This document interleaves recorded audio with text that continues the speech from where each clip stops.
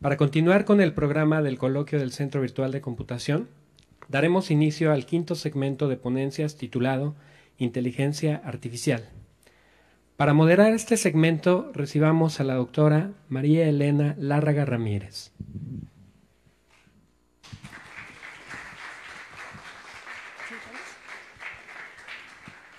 Buenas tardes.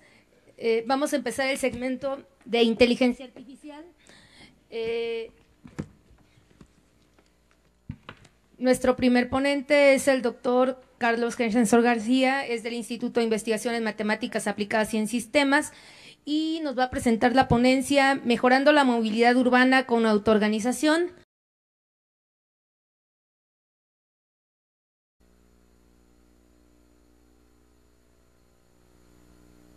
Bueno, pues les voy a compartir un poco de lo que hemos hecho en años recientes en el Laboratorio de Sistemas Autoorganizantes. Proyectos que tienen que ver con movilidad urbana. Y pues básicamente hemos usado autoorganización para tratar de mejorar distintos sistemas. Voy a hablar de un par de casos: coordinación de semáforos y regulación de transporte público. La justificación, creo que no necesito explayarme mucho en ella. Nos afecta a todos los que respiramos en esta ciudad qué tan eficiente es la movilidad. Y algo que creo que es importante notar es que la mayoría de los sistemas urbanos son lo que técnicamente se conoce como problemas de espacio no estacionarios. Esto quiere decir que las condiciones están cambiando constantemente, por lo tanto los problemas cambian constantemente. Entonces, cuando nosotros encontramos una solución que es estática, pues digamos, normalmente, ¿qué es lo que se hace en ingeniería? Tratamos de optimizar para ciertas condiciones. Pues si el problema cambia más rápido de lo que lo podemos optimizar, la solución será obsoleta. Entonces, como alternativa a la predicción, que pues es útil para problemas de espacios estacionarios, tenemos la adaptación, que es útil para problemas de espacios no estacionarios. Entonces, una manera de dotar a los sistemas artificiales de adaptación pues es con autoorganización. La autoorganización es un fenómeno que podemos encontrar en la naturaleza, por ejemplo en parvadas de aves, en cardúmenes de peces, donde no hay un líder, sino que el comportamiento global es un producto de las interacciones entre sus componentes. Y digamos, si tomamos como inspiración este fenómeno para construir sistemas, lo que nos permite es, en lugar de construir la solución para un problema que sabemos que va a cambiar y por lo tanto no podemos definir exactamente sus transiciones, podemos diseñar los componentes de un sistema y tratar de regular sus interacciones para que a través de sus interacciones y su comportamiento y de la información que van recopilando en tiempo real, puedan ir encontrando soluciones y por lo tanto el sistema adaptándose a los cambios en el entorno. Entonces, el proyecto de semáforos autoorganizantes, pues lo empecé como parte de mi tesis doctoral en la Universidad Libre de Bruselas, ya hace unos 14 años, y pues ha ido evolucionando poco a poco. Jorge Zapotecatl está por defender su doctorado en una mejora de estos algoritmos y también los ha estado aplicando a autos autónomos, pero mejor les muestro una simulación para ilustrar este proyecto. Entonces aquí tenemos una simulación muy abstracta de una ciudad tipo Manhattan, donde pues las calles son muy simplificadas, los autos van en las 4 direcciones y los semáforos están coordinados como en muchas ciudades, incluyendo la Ciudad de México. Se tratan de coordinar, por lo menos en los ejes viales, los semáforos. Se van cambiando los semáforos a la velocidad esperada de los vehículos. Entonces, si uno va en esto que se conoce como ola verde, pues no necesitan detenerse. También los que van hacia el sur no necesitan detenerse. El problema es que matemáticamente, a menos que tengamos condiciones muy particulares que no se dan en las ciudades reales, no podemos coordinar en 4 direcciones estos flujos.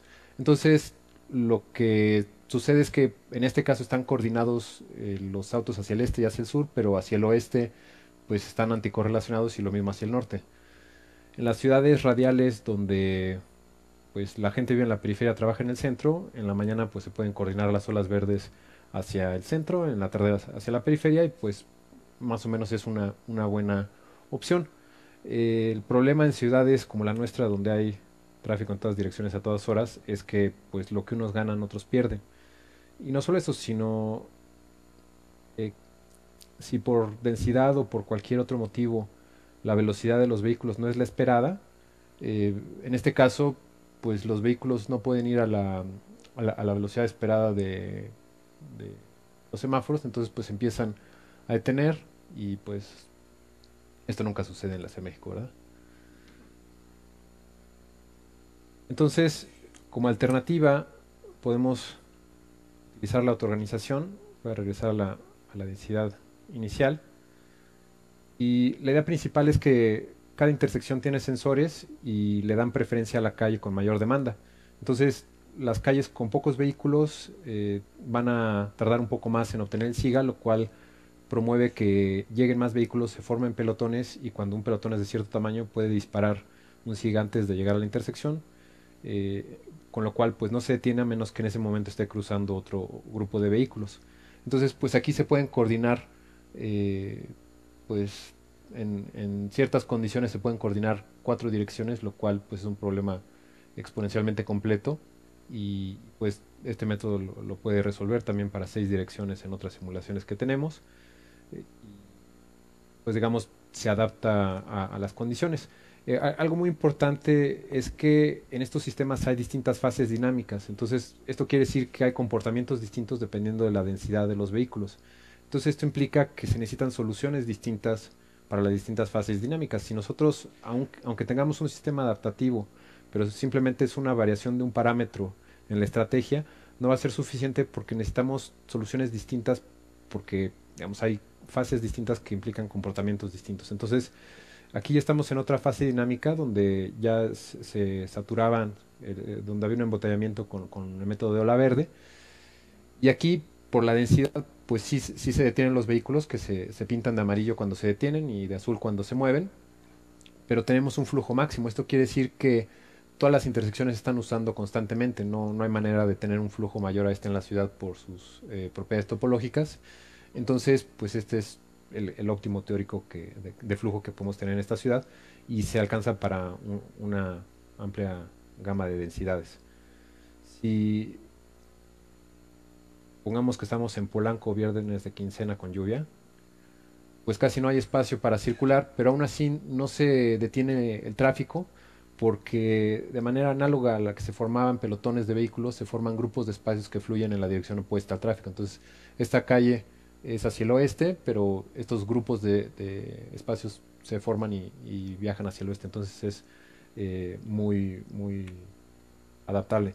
En promedio se reducen a la mitad los tiempos de espera, esto quiere decir como en 25% los tiempos de traslado, y digamos, estos métodos no requieren siquiera de comunicación entre intersecciones, cada intersección toma decisiones en base a reglas sencillas y a sus sensores, y pues permite adaptarse. Entonces, si por ejemplo hay un concierto o hay gente saliendo, entrando a un estadio, pues las calles que tienen mucha demanda en ese momento van a recibir mayor preferencia. Otro problema que empezamos a estudiar con Luis Pineda ya hace algunos años tiene que ver con la regulación de transporte público y un problema que en la literatura se conoce como el problema de inestabilidad de intervalos iguales. Este problema también se conoce como, no sé, el problema de mantenimiento de vehículos y pues tal vez lo hayan experimentado en Metrobús, en Metro, con el Pumabús también sucede que pues uno está esperando y de repente viene un vehículo lleno y atrás vienen 3 vacíos, ¿no? La explicación rusa es que los choferes estaban jugando dominó y ya luego se pusieron a trabajar. Pero lo que nosotros pudimos ver con simulaciones en computadora es que digamos, este es un estado al que tienden todos los sistemas de transporte, porque hay inestabilidades que si, por ejemplo, este vehículo C se retrasa un poco porque hay un mayor número de pasajeros de lo esperado, pues va a ampliar su intervalo con el vehículo de adelante, entonces en la siguiente estación probablemente haya más pasajeros y se va a retrasar más, entonces los retrasos se van amplificando y de manera complementaria el vehículo que viene atrás va a reducir su intervalo, entonces va a haber menos pasajeros, entonces empiezan a amontonar los vehículos. Entonces, pues también tengo simulaciones donde se ve esto, las muestro rápidamente.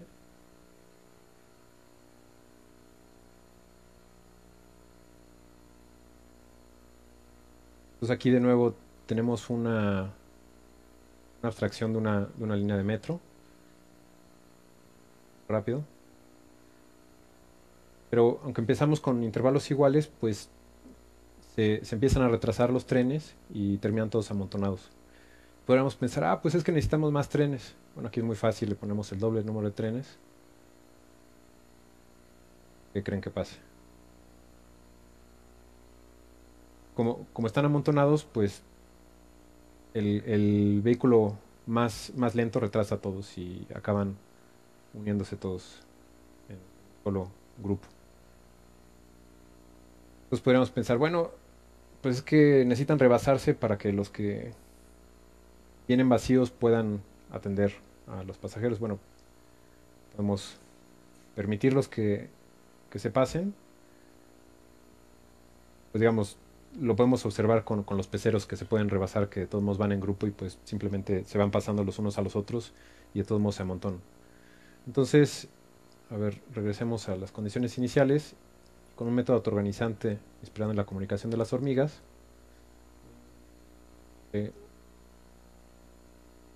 Vamos a empezar con los trenes amontonados.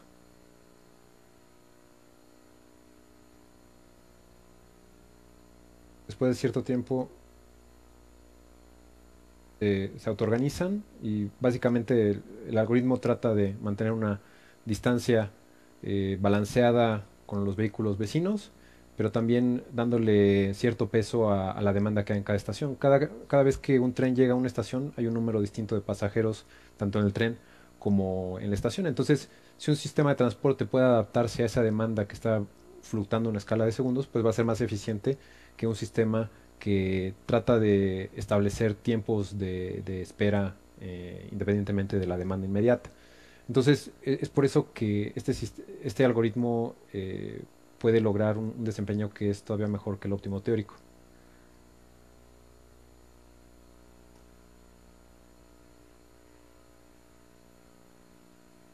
Entonces, ya nada más para concluir, pues la movilidad urbana y muchos otros problemas son no estacionarios. Podemos aprovechar la información local para adaptarnos a la misma escala a la que cambian estos problemas, y la autoorganización, pues en estos dos ejemplos nos da soluciones que son cercanas a las óptimas, o en el caso del transporte público supraóptima, y pues esto tiene un gran impacto para beneficiar a millones de personas. Muchas gracias.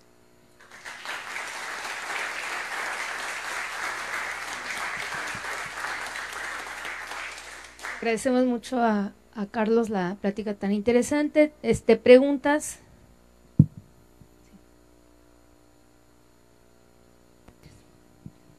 Muchas gracias, muy interesante estas simulaciones. Precisamente con mi trabajo, con el Pumabús, yo me preguntaba por el tema de la frecuencia, el por qué en algunas ciudades del primer mundo, yo he tenido la oportunidad de estar, los autobuses de la calle dicen, va a pasar a las 2:20, a las 2:22, y exactamente esa hora pasan, ni un minuto antes ni un minuto después. Sí. Se han, me parece, hecho varios esfuerzos en el Pumabús de geolocalizarlos, de hacer una serie de cosas electrónicas, pero yo no sé cómo se programan en otros lugares, que depende más de la educación que de la tecnología. Sí. Bueno, depende mucho de la ciudad y de qué tanto tráfico tienen que lidiar los vehículos. Entonces, digamos, en las ciudades donde hay poco tráfico, bueno, digamos en pueblitos, básicamente se programan los autobuses y se les da cierto margen. Entonces, por ejemplo, a mí me tocó algunas rutas en Rusia que están programadas y tienen su horario. Pues en la mañana, pues los vehículos van ahora sí que deteniéndose porque pues tienen cierto margen para el tráfico, pero a esa hora no hay tráfico, entonces pues van más lento de lo que podrían ir. Y cuando hay tráfico, pues al contrario, se llegan a retrasar y, por ejemplo, en Bruselas me tocó ver que a pesar de que ya tenían GPS en sus camiones y sus intervalos son de 20 minutos, aún así venía un camión atrás del otro. Entonces, muchas veces pues se guardan márgenes para tratar de hacer ajustes, pero digamos, esos márgenes también te cuestan porque para tener esos márgenes pues necesitas más unidades, más choferes, en lugar de simplemente estarlos despachando. Entonces, pues es un balance que con los métodos que tienen una calendarización, pues son inflexibles. En este caso, pues se adaptan los intervalos que, de hecho, en algunas ciudades, bueno, en algunas rutas, porque yo lo he visto en la Ciudad de México, en Puebla, en Cuernavaca, pues están a lo largo de la ruta personas que están monitoreando, bueno, están tomando tiempo de los intervalos entre los camiones y le dicen al chofer, vas muy cerca, vas muy lejos, para ir tratando de regular estos intervalos. Entonces, pues es una idea similar, pero pues se puede automatizar. El problema es el sindicato. Sí. Sí, porque, digamos, sí tienen GPS y tienen un medio de comunicación, entonces en principio sí se les podría decir a los choferes, ve un poco más rápido, ve un poco más lento. Pero pues sí habría que ponerse de acuerdo con el sindicato. Sí. Porque muchos dicen, por ejemplo, ahora con el cambio de autoridades, la nueva jefe de gobierno, Sí. la doctora Claudia Sheinbaum decía que a veces no es atiborrar de más vagones, sino que el problema es la frecuencia y creo que también tiene que ver el sindicato a los trabajadores. Sí. Porque tú te das cuenta, hay ciertas horas pico, en especial en la tarde, aquí en la semana, saliendo aquí de la universidad, de las 6 a las 8 es el caos aquí en las estaciones del metro. Sí. Y cuidado si está lloviendo. Y yo he escuchado y han dicho, no, el problema es la frecuencia. Y no que meta 5 o 10 vagones más, no resuelve el problema. Ahí yo lo que te pregunto, doctor, a partir de toda esta ponencia tan interesante que has presentado, sí. ¿Tú qué le propondrías a la jefe de gobierno, por ejemplo, para darle mejoras al sistema del transporte? ¿Necesitamos frecuencia y acumulación de vagones o es la frecuencia la que tiene que ver? Gracias. No, se necesita cambiar la regulación, porque lo que sucede es precisamente lo que estudiamos. Cuando se retrasa un tren, se retrasa toda la línea, entonces aunque uno tenga más trenes, no los puedes despachar porque necesitas mantener una distancia de seguridad. Entonces, pues digamos, en Boston, por ejemplo, cuando ya se les colapsó el sistema, una solución que tienen es que de repente dicen y lo que quieren decir es que, señores, este tren no va a ser parada en las 5 próximas estaciones. Si necesitan una de esas estaciones, bájense aquí y atrás viene otro tren que les va a dar servicio, que pues es el tren que viene un poco más vacío. Muchas veces nadie entiende lo que dicen, entonces pues se van las 5 estaciones y se tienen que regresar. Y también es como que una solución ya que se te colapsó el sistema.